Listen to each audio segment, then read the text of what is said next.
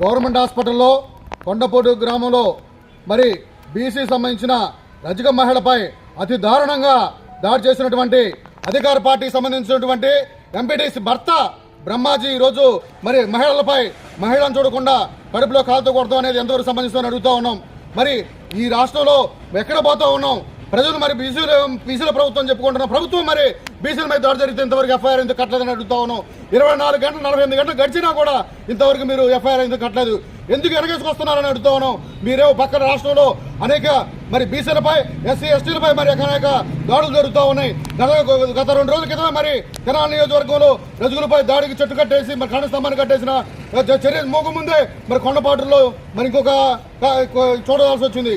మరి రాష్ట్రంలో అనేక దాడులు జరుగుతూ ఉన్నాయి. రజకులపై కానీ ఎస్సీ ఎస్టీ బహుజనుల మీద